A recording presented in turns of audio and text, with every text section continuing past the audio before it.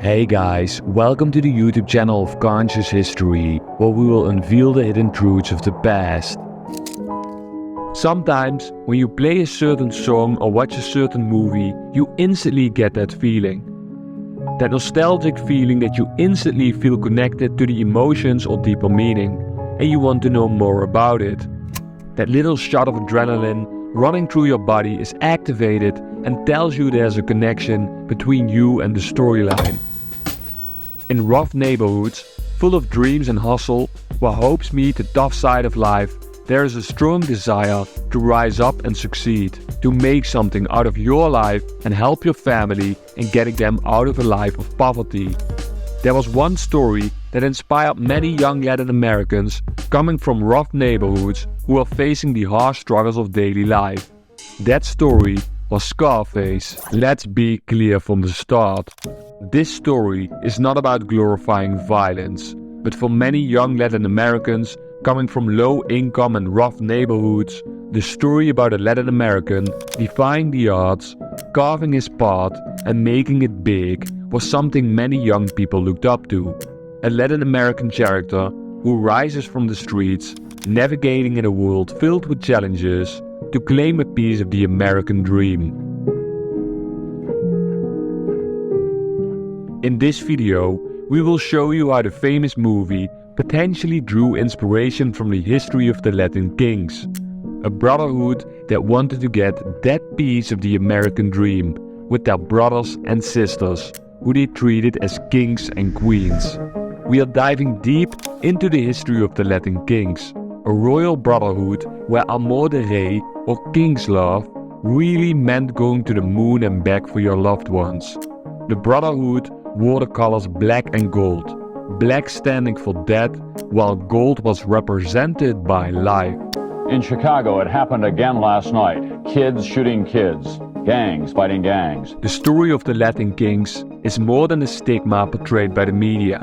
It's a story about poverty, minorities, revolution and problems in society, where a brotherhood founded by Latinos wanted to be there for their community, safeguarding the children, dealing with violence and corruption, and making people who felt like they were a minority proud.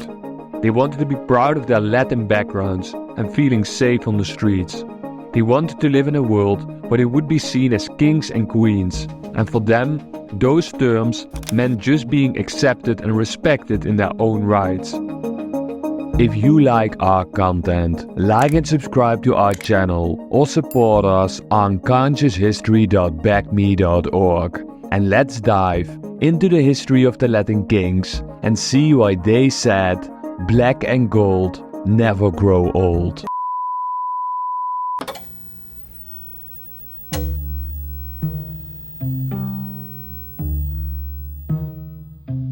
If we start our history, we are going to the city of Chicago in the 1950s.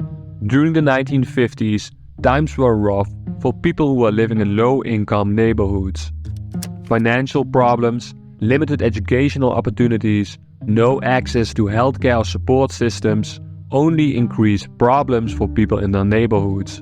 Next to this, racial tensions established gangs of different ethnic backgrounds, creating that support system that was missing.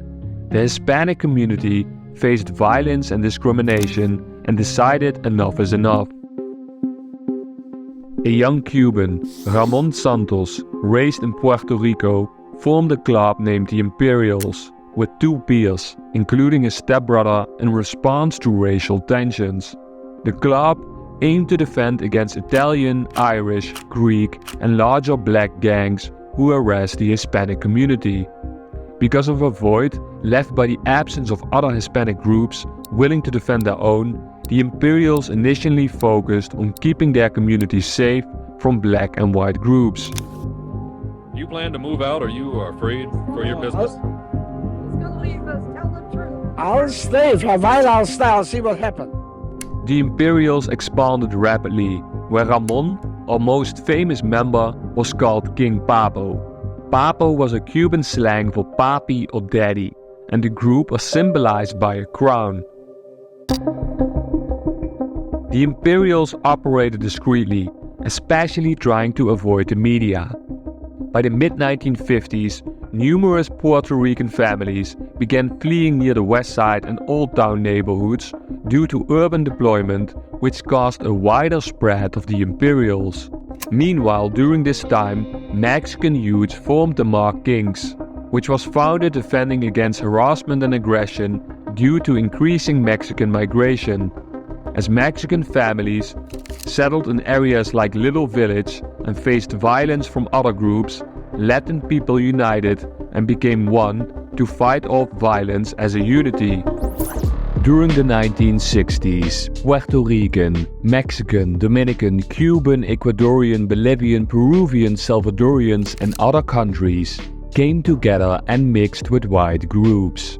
When King Papo visited Little Village, he united forces with the Kings, the Jokers, the Skulls, the 23rd Street Boys and the Supreme Cliques. The ideals from King Papo significantly influenced the founding principles of the Latin Kings: protecting their families, protecting their neighborhoods and protecting each other. King Papo initially started the Imperials in the 50s, and therefore he is seen as a founding figure in the Latin King Brotherhood. In this formation, the 23rd Street Boys, the Jokers and the Supreme Cliques were mostly white groups. They still joined the Latin Kings due to the fact that the majority of the neighborhood was white back then. The Brotherhood was designed for members to protect each other from rivals that threatened their right to exist. The Latin Kings fought back to make a statement that they were not easily getting harassed by other neighborhood groups. They dealt with racist police officers that mainly picked on Puerto Rican youths. Their fight back spread fear into many enemies, and if you wanted to go up against the Latin Kings, you better be ready for a battle. King Papo's influence and leadership solidified, drawing in more youths who were fed up by the harassment on the streets. The Latin Kings wore black and gold, as they would live and die for each other. They did not want to be disrespected anymore and would say to each and every member, Amor de Rey, meaning King's love. If you joined the Brotherhood, brothers and sisters treated you like royal and displayed an all-for-one mentality. Their crown had 5 points, standing for respect, sacrifice, honor, obedience and love. Members of the Latin Kings would form a gang sign where they would make a crown with their hand, showcasing their love for the Brotherhood. Members stated that there was no better love than King's love. Just as you could see in their colors, members would live and die for their Brotherhood. This Brotherhood, created by these points, went deeper than just someone's race or belief system. Despite being predominantly Puerto Rican, Dominican and Mexican, the Latin Kings welcomed members from every ethnic background, aiming to unite and create a real brotherhood. This resulted in all kinds of different racial chapters formed by the Latin Kings. For example, a group that became known under the name as Greek Latin Kings. What we are witnessing is nothing but the frustrations of a community who has been completely neglected by the vote seekers in this area. From the beginning, the Latin Kings had a vision to safeguard not just their neighborhoods, but all Hispanic communities across the city, causing for not only problems with other gangs, but also resistance from other Hispanic groups. In this period, the Latin Kings spread like wildfire, and this caused problems to arise. Many clubs were disorganized, associated with drug addiction, and not respecting their community or being able to defend them. This caused the Latin Kings to restructure and letting smaller groups know how important the core values of the Latin Kings were.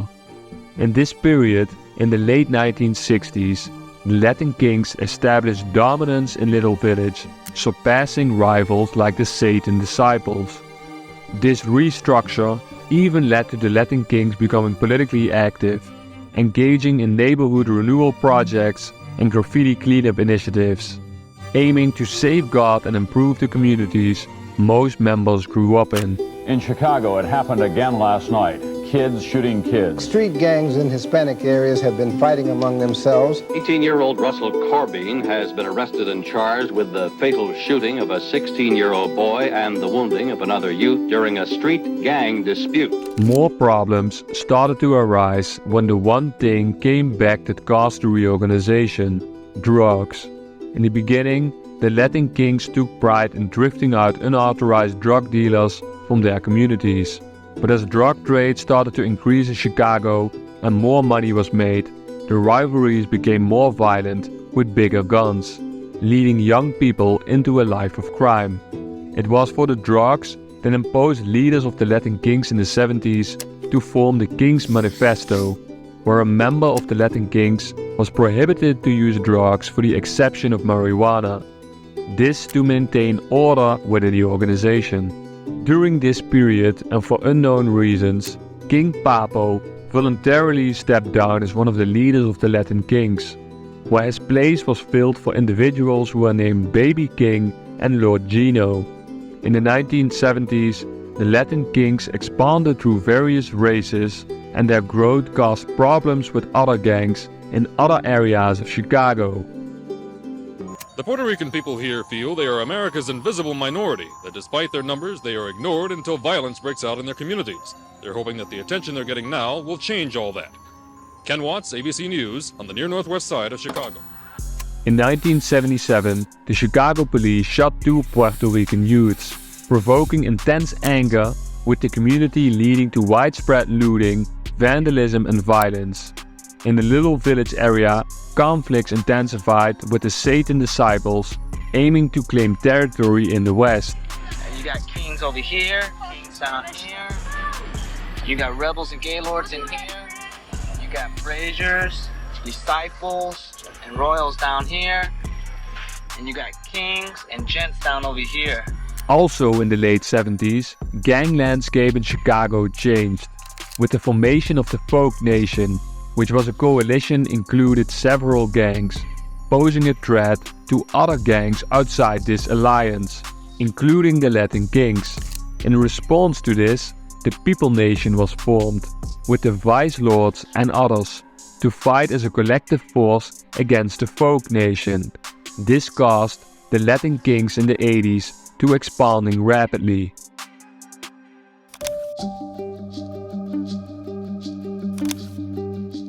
In 1988, King Papo, the man that united all gangs together and created the Latin King Nation, disappeared mysteriously from the earth, with rumors that there was an internal hit or him fleeing the country. Until this day, no evidence and no body was ever found. Most members believe King Papo wanted to live a life the reason he started the Latin Kings.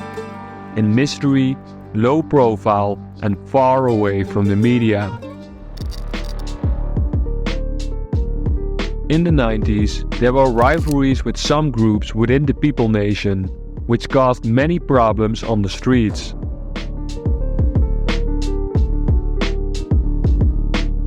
Leadership was still in hands with so-called Baby King and Lord Gino, who were both incarcerated. Because of the base foundation King Papo had once established, the Latin Kings became a household name, who were known for their brotherly love and willingness to live and die for each other, and therefore they spread rapidly across America nationwide and even worldwide. With the most famous faction, called Bloodline, raised in New York in 1986, raised by Luis Felipe, other known as King Blood, who fled from Chicago to New York trying to avoid imprisonment. In New York, he established Bloodline, based on the principles of King Papo.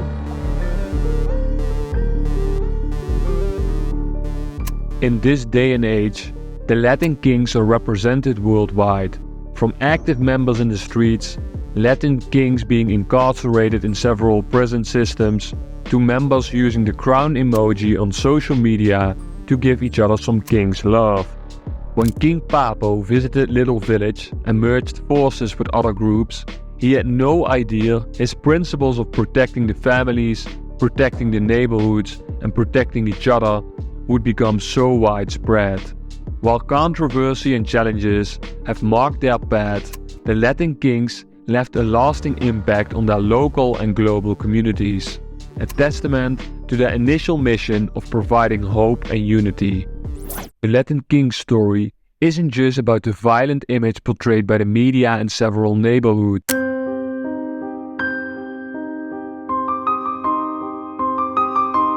It's about the lives they touched and the dreams they ignited. They provided a sense of identity and community for those who often felt harassed. If we think about the famous movie, they provided the people a glimpse of their American dream, while with coming from absolutely nothing, with Brotherhood and Amor de Rey, that nothing could be turned into something.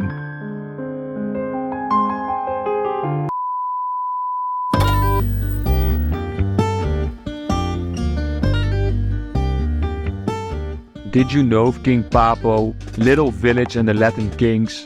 What did you think about Amor de Rey, or King's Love, and the Latin Kings hand sign? Leave me your answers below in the comments, and if you like the content, comment with a crown Latin King emoji or show some King's Love in the comments. And like and subscribe to our channel or support us on conscioushistory.backme.org. We love making videos like these. See you next time at Conscious History.